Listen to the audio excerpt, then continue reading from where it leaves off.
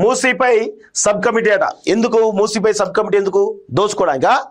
ఇప్పుడు 1,00,000 కోట్లను ఎట్లా దోచుకోవాలని దానిపైన సబ్ కమిటీ వేసినట్టుగా అర్థమవుతుంది తప్ప మీరు మూసీపై చేసేది లేదు, పీకేది లేదు.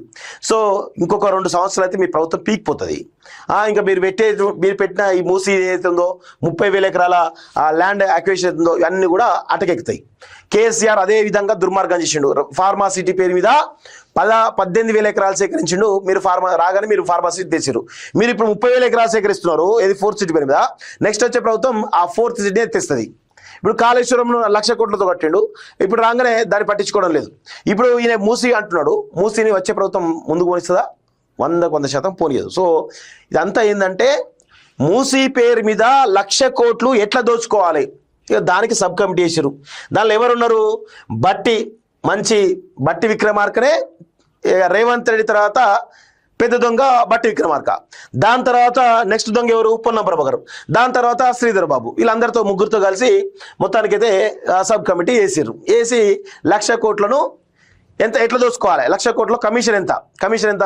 ఒక 20,000 కోట్లు 40,000 కోట్లు అనుకుందాం. ఇప్పుడు కాళేశ్వరం ఏమంటే కాగే చెప్పింది 45,000 కోట్ల ఉల్లంఘనలు జరిగాయని చెప్పేసి అన్నది. ఇప్పుడు ఈ 1,00,000 కోట్లలో కూడా 30,000 కోట్లు 40,000 కోట్లు అనుకోండి. సో దానిలో రేవంత్ రెడ్డి వాటా ఎంత? 10,000 కోట్ల 15,000 కోట్ల. బట్టి వాటా ఎంత? 10,000 కోట్ల 15,000 కోట్ల. పొన్నం వాటా ఎంత? మళ్ళీ ఈ యొక్క శ్రీరామ్ వాటా ఎంత? ఏఐసిసి రాహుల్ గాంధీ వాటా ఎంత? ఇవన్నీ కూడా పంచుకోవడానికే ఈ సబ్ కమిటీ వేసినట్టుగా అర్థమవుతుంది తప్ప ఈ యొక్క మూసీ ప్రాజెక్టు రాసి పెట్టుకోండి.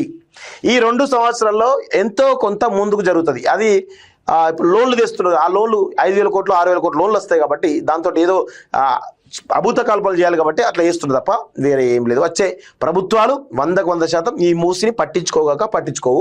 దానికి సంబంధించినటువంటి ఎంత బడ్జెట్ పెడతారో అంత మొత్తం కూడా వృధా అయిపోతుంది. అది గుర్తుపెట్టుకోండి. సో ప్రతిపక్షాల సలహాలు సూచనలు ఇవ్వచ్చట. ఏం తీసుకుంటున్నావే నాకు అర్థం కాదు. నువ్వు ఇప్పుడు రేవంత్ రెడ్డి నువ్వు ప్రతిపక్షాల సూచనలు పక్కన పెట్టు, లేదు మాలాంటి సూచనలు ఇస్తే నువ్వు తీసుకుంటున్నావా? నీకు మొర్రో అని ఆ మధు పార్క్ వాళ్ళు అంటున్నారు కదా, వాళ్ళని పిలిచి ఆ కమిటీని పిలిచి మాట్లాడు.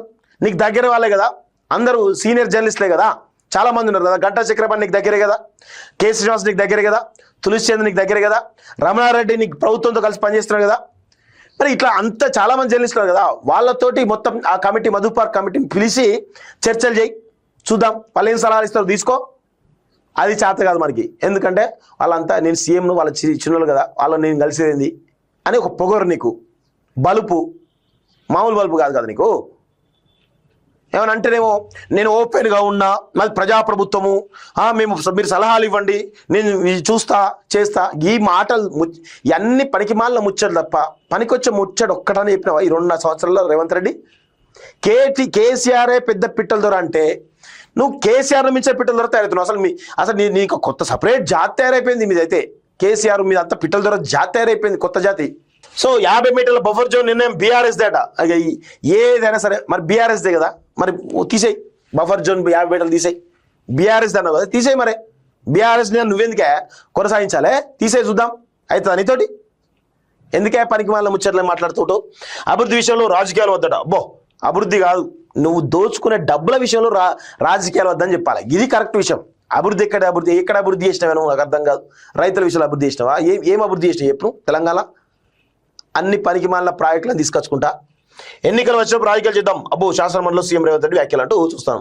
ఇక ఈ దోచుకోవడానికి చేసినటువంటి రైతు భరోసా నిధుల విడుదల సందర్భంగా సీఎంకు ధన్యవాదాలు తెలుపుతున్నటువంటి ఎమ్మెల్యేలు ఎమ్మెల్సీలు అంటూ చూస్తా ఉన్నాం. ఎందుకే ఏం పీకి పొడిచినని మీరు అందరికి అభినందనలు తెలిసి చెప్పండి.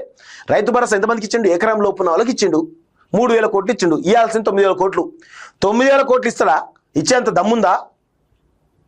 దీనికి ఏదో ఈ ఎమ్మెల్యేలు ప్రతి ఒక్క ఎమ్మెల్యే పోయి ఆ బొకేలు ఇచ్చుకుంటా చేస్తా ఉన్నారు. ఎందుకే నాకు అర్థం కాదు. మీరు తెలంగాణ మొత్తం సర్వనాశనం చేసి అని చెప్పి సమరాలు తీసుకుంటారా? తెలంగాణ బలే దోచుకున్నావు రేవంత్ రెడ్డి అని చెప్పి అభినందన తెలుస్తున్నారా? తెలంగాణ మొత్తం సర్వం దోచుకో, ఇంకా కూడా బొకేలు ఇస్తాం, మాకు కూడా ఎంత షేర్ అని చెప్పేసి ఎమ్మెల్యే పోయి మాట్లాడుతున్నారా? ఎందుకే నాకు అర్థం కాదు. ఈ అభినందనలు ఏం పీకి పొడిచిన అభినందనలు తెలియస్తాను రేవంత్ రెడ్డికి? దోచుకున్నందుకు కదా, దోచుకున్నందుకు మీకు వాటాలు ఇచ్చేందుకు మీరు అభినందన. ఇంకొంచెం వాటా కావాలి కాబట్టి, ఇంకొంచెం ఎక్కువ వాటా కావాలి కాబట్టి పోయి బుగ్గేలు ఇస్తున్నాడు కనబడుతుంది తప్ప ఏం లేదు ఇక్కడ. గుర్తుపెట్టుకోండి.